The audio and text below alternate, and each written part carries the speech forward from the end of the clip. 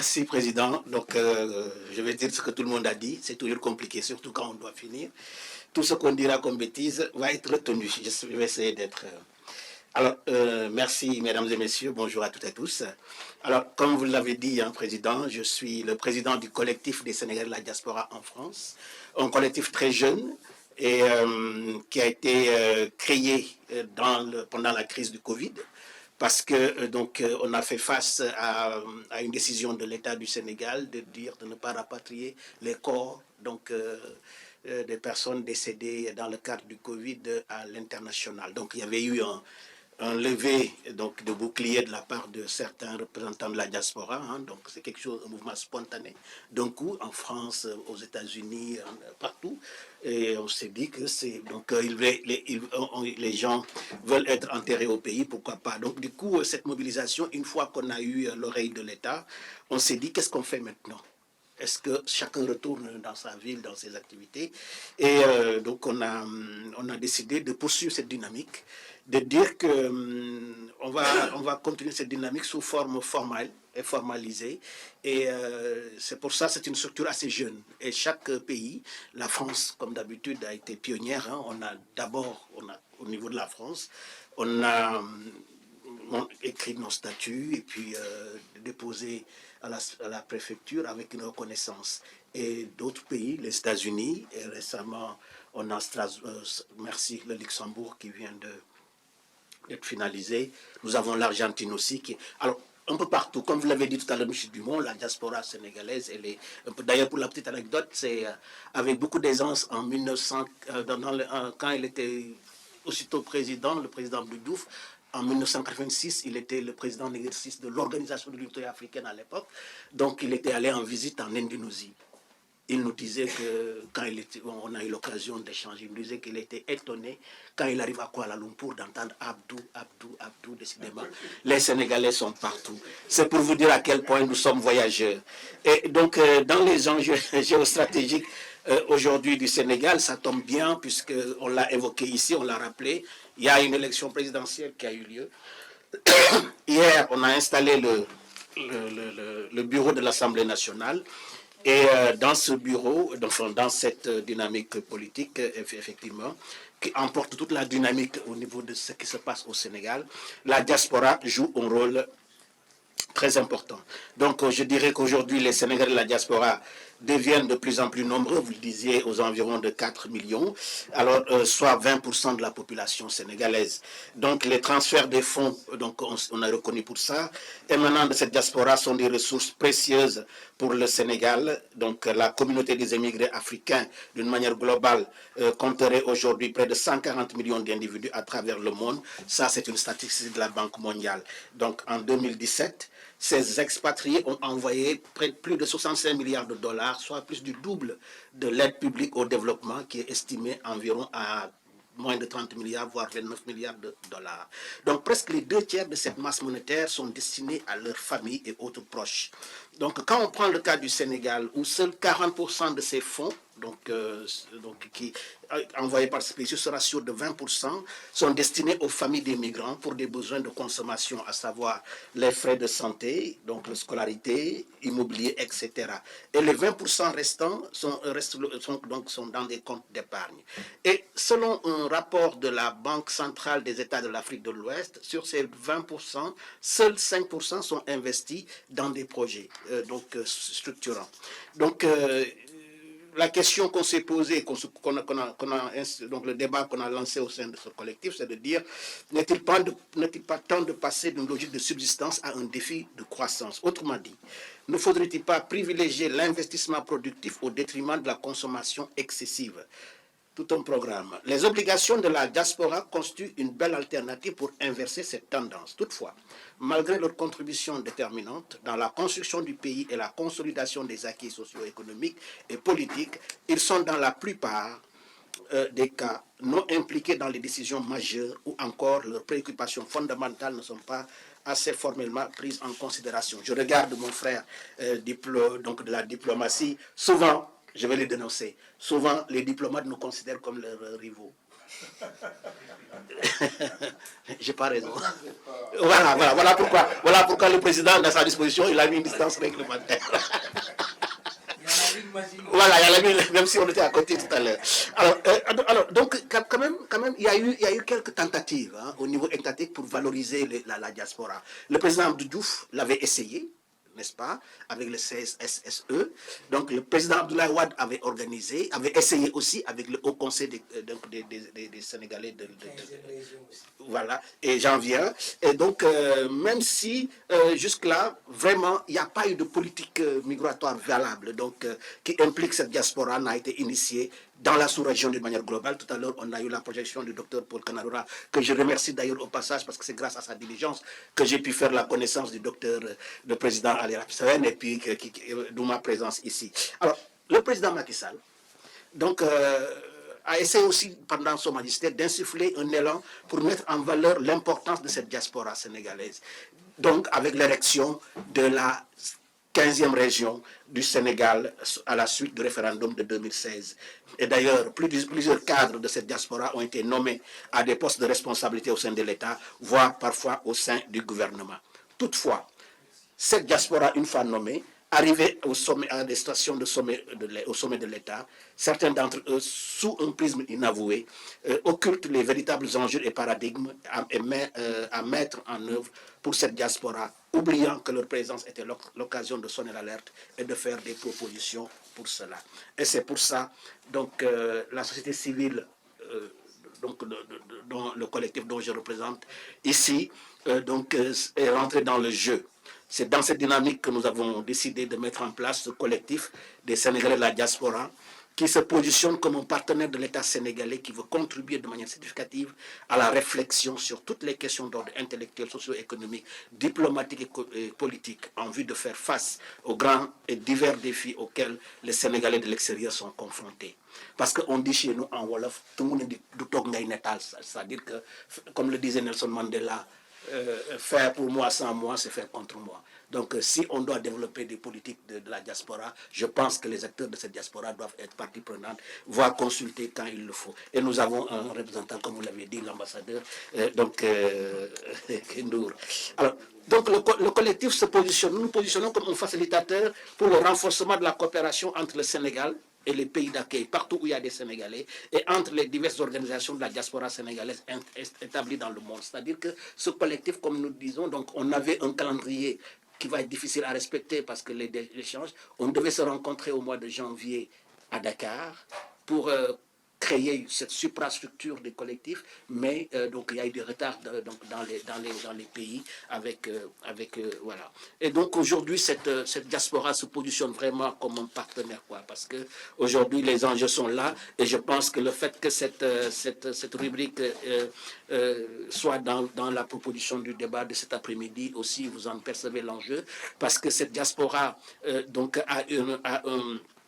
donc aussi, il y a un savoir-faire et un savoir-être dans cette diaspora que je pense qui pourrait être utile à notre pays d'accueil. Parce que tout à l'heure, tu en parlais donc, au niveau de la réinsertion. C'est très important. La réinsertion, je vous donne un exemple. Hein. J'étais venu ici étudiant et en 1996, j'ai fini mes études. Je suis rentré au Sénégal. J'ai été nommé jeune directeur d'une structure de l'État de la place. Au bout de 2 ans, je suis revenu. Parce que,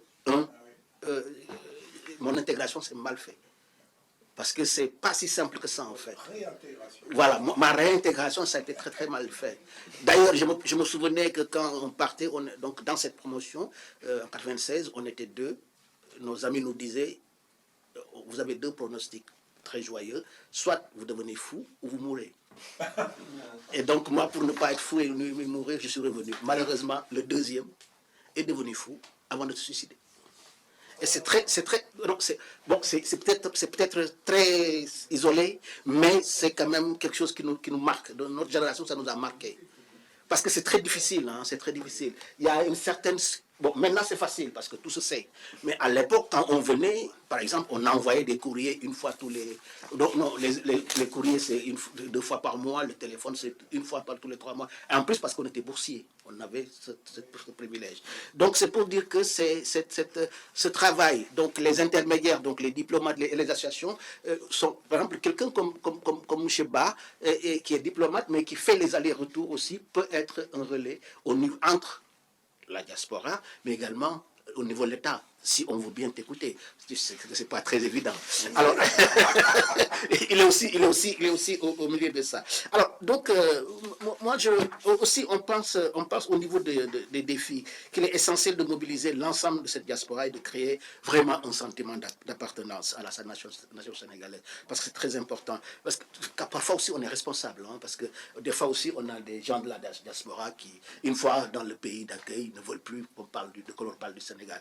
Pour des raisons qu'on peut comprendre ou qu'on ne peut pas comprendre. En tout cas, on pense qu'au sein du collectif, qu'il faut mettre en place un cadre réglementaire clair et attractif pour encourager les investissements, renforcer les liens entre la diaspora et le Sénégal, notamment en facilitant les échanges et en valorisant le patrimoine, notre patrimoine culturel qu'on a en commun.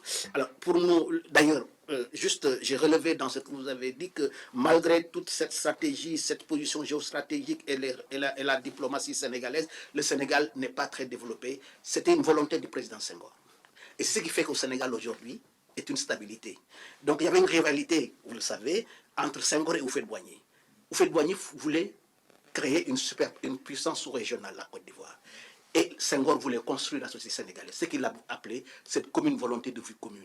C'est pour ça, comme tu le disais tout à l'heure, ça peut être chaud. Les amis maliens, on peut être au bout de la rupture, on se redresse toujours. C'est ça que Senghor, président chrétien, a dirigé un pays de 95% de musulmans, parce qu'on a pris le temps pour construire cette société sénégalaise, ce soubassement, cette commune volonté de vie commune à laquelle on croit.